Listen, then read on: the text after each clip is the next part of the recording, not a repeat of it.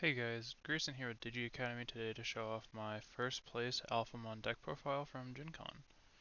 So starting out, we got the eggs. I just play 4 Dory for the consistency. You can play the 5th egg if you want, but StatCon's already favorable enough in my opinion that you just really want the consistent draw. Next is for the rookies. The rookie lineup's pretty straightforward. You want to play 4 of him. His memory efficiency is too good. The only problem is memory blockers this set are pretty prevalent. So if you play against something like Grandis and they can get double Terrier out, that is really frustrating, unfortunately. He also searches your Tamer, which I personally don't play a ton of him, so the Coda search doesn't come up that often, but him being able to search stuff out will come up. Next, I play 4 Ryuda. He does the exact same reveal top 3, grab an X ante. The decoy I've personally never had come up in this deck so far this set, but it is a thing that exists and sometimes might come up as like a cheeky effect. The grabbing UG is really nice. It does come up because you normally play at least 3, maybe 2 UGs, so you should see the grab more than once. Lastly, I'm playing 11 rookies, so I'm playing 3 Dorumon for the consistency, and just because it's another way to dump Orumon if somehow you brick and don't see any of the Dex Digimon. I know some people are doing stuff like 2 of him and 1 Shumon. Some people are just playing 10 rookies altogether.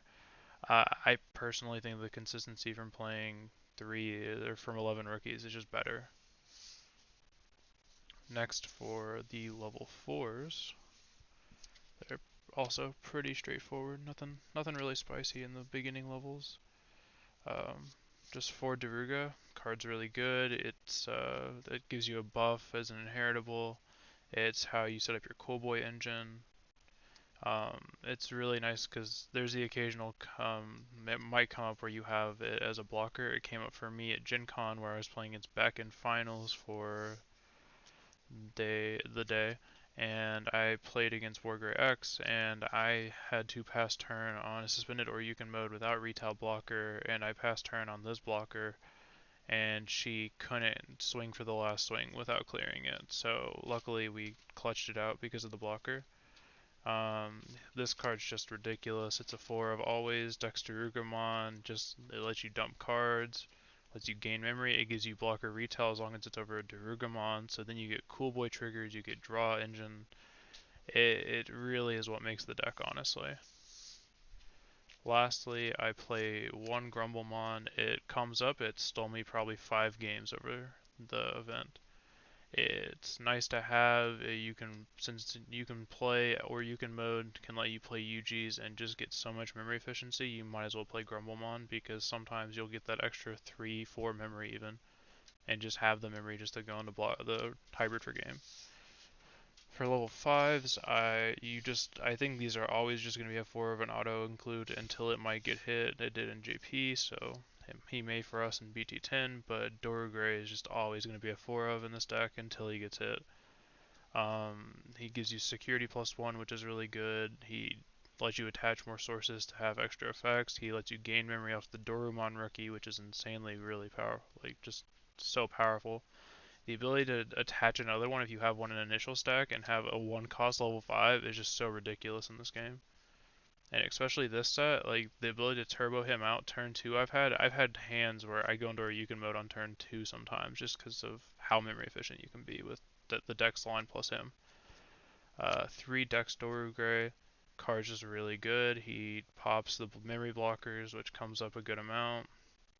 Um, he lets you trash another source, or trash another X antibody, which is important for the Alphamon, which comes off tucking stuff from trash. It's another source for Alphamon, or you can mode to bot deck, so you get more memory back. He really does it all. I've had it come up before against like smaller decks like D Brigade, where you just go over him for 1, pop a body, and then you just swing 2 checks with Dex Dorugray because you don't have the line yet. It's an okay turn 1 or turn 2 play where just you don't have anything else to do and you need to aggress. So you draw off of it still, you get to cycle your deck and get your pieces for combo. It does it all. Next, for the level 6s, I'm playing 3 Alphamon, obviously. This card is just ridiculous. It makes so many of your matchups just so free. The big thing is just DDG evolving is always going to be powerful, and the fact that you get to tuck a source, which enables your combo, and then also DDG evolve to get rid of problematic bodies is just ridiculous. Against like Wargrey X, being able to DDG evolve their their Omnimon X antibody and just pop it with Oryuken mode is so important because if not, that the swing denial is really scary. Next, I'm playing 3 Oryumons. They're like his when Digivolving very rarely will ever come up because normally you're dumping him to tuck with Alphamon, but if you do brick, like you'll have it come up because the Where Gurumon promo, he's a 7 play cost. So you'll have it come up where you want to pop him and you don't have full combo yet. So I've had where I race decks early and just go Oryumon to pass. It sucks. You get to tuck though still, so you get a Dorimon draw, you get Dorimon memory possibly, you pop the Wergurmon promo if for some reason they raised aggressively or they bricked and hard slam it. So like there's situations that'll come up where the 7 play cost matters.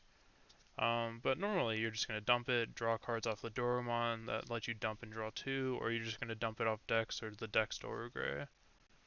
And just, yeah, good card. It lets you restand. You can attach it off Yuji and do ridiculous combo, just OTKs out of nowhere. The one thing to note is if you already have one in the stack, you have to wait until you've triggered this one first. Whenever you swing, you'll restand, and then that time when you swing, you can attach another. You can't swing the first time and attach another one because they'll both trigger at the same time, so you miss timing on the second one. Just a little tidbit so you don't mess up. I did that the first week of locals, and it cost me a game. Um, this card's just ridiculous. The only reason this deck is relevant, honestly, but this card's just so insane.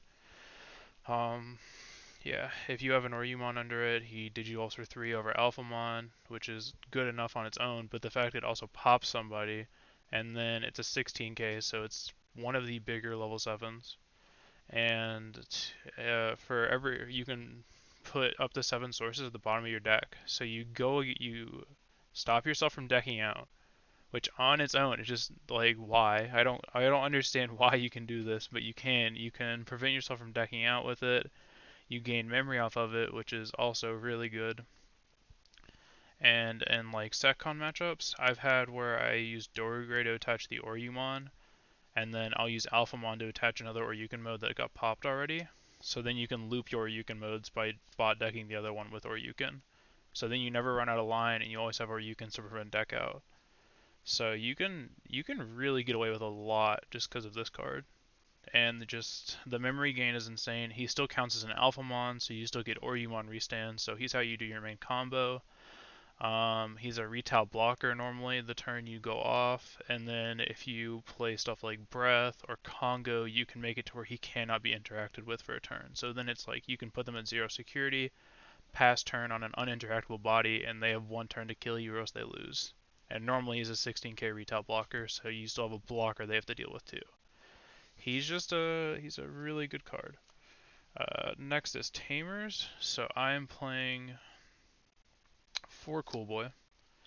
It's a pretty straightforward card in this deck. He's an Omni Search. He can grab every card besides your Tamers and options because that and Grumblemon. Grumblemon is the one Digimon that he bot decks currently.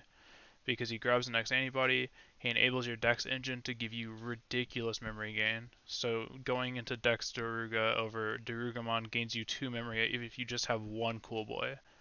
So he makes you so memory efficient that he's probably the entire reason like you're actually able to just to blow people out with this deck as easily as you can. I play 3 UG. I know some people play 2, some people play 4. I personally like 3 because I think I very rarely get the chance to get 1 on board before I go for OTK sometimes. But he's a really good security bomb because he makes it to where if you raise or you haven't raised yet and you're going for your OTK turn after they do, if they fail to OTK you, it's really nice as a extra draw, more memory. He lets you attach a source, which might come up where you need to do something cheeky and attach a source off of him to get more memory with Dorumon so you can do combo and draw, stuff like that. I play 1 Coda. He comes up very rarely, but it's a good bomb. It's a good security bomb. I didn't have another card I wanted to play more. He could be an X antibody option. The 0 cost is a one of. Um, some people were playing. Dan Vang for some reason, being the menace that he is, played Dexmon as a one of at one point. Stuff like that. You can really do whatever you want for that card. Next is options. This is really the only difference I think my ratios are for most, is I'm playing 2 Breath and 2 Congo. Congo is the reason you can win the Secon matchup so easily because it makes it to where they can't Chaos degrade your Alphamon. So if that's the case, they don't have a way to easily clear the body since Doru Gray's protection as well is on it at the same time. Uh, Breath of the Gods is just good. It gives it reboot, can't be DP reduced, can't be bounced, so that's how you beat the Wergurumon matchup. And then its security effect, being your opponents can't attack, is a cheeky, might get hidden security and save you from getting OTK'd. Congo's in the same boat, where if you can play it to pass turn against Wergurumon, preventing Wergurumon promo from getting 2 swings is really good. Lastly, I play 2 memory boost for just the consistency, honestly. Which is obviously the only reason you really ever play this card. I have had times where they play Memory Blocker to match this, but most of the time all you want this for is finding the pieces. Um, these 2 cards I don't want to say are essential, but I think this is very, very much so like the best option lineup of 2 and 2 for the Floodgates. This card, they could be whatever you want them to be. I like the memory boost for the consistency, and a lot of the OTK decks also don't have the space to be throwing in floodgates, so more likely than not, you're kind of safe from the whole memory blocker floodgate scenario. So for my matchups, I played against 4 Melgas, um, 2, yeah, 2 D-Reaper, 1 Wargrey, 1 Grandis, I believe. Melga is by far the most terrifying matchup in my opinion. It just causes you to have to play so much more aggressively and take so many more risks than you normally do against most decks because you don't have any time to set up. Um, Breath of the Gods makes that matchup a lot easier, but you're still not guaranteed to win even if you see the card because you still have to see line and everything else. It is a very hard matchup to play. Grandis is also arguably really scary. So just those 2 being 5 of my 8 matches was not enjoyable. D-Reaper I think is pretty free though. You can go off pretty early against them and they can't really punish it because they're just playing their own game plan and they don't really play removal right now. So you can just kind of get away with raising Alphamon early. You can aggressively raise against them and very rarely get punished unless they have Pallades Head, I believe is his name. Lastly, Wargrey I think is very iffy. It's if they see the OTK, they see the OTK, but they kind of struggle to do a true OTK as much as they want to put you at like 1 or 0 security, and then they do Omnimonics anybody, which, as you know, Alphamon being the ridiculous card he is, just Digivolves Omni and says, GG, I'm going to pop you with Oryukin mode now. And if they have deletion prevention, you can still swing over it. You clear their board. They're a turn behind, so then you have a whole nother turn of swinging with Oryukin mode or the normal Alphamon. Overall, I think the deck is pretty solved at this point, but I know for tech spots, if you wanted to, you could play Grademon to help with memory blockers, the more I've played the deck, the more I've despised memory blockers because they really do make some plays just really awkward. Um, yeah, that's the deck list, and hopefully you guys have as much fun with Alphamon as I did. That's it from Digi-Academy, and have a good day.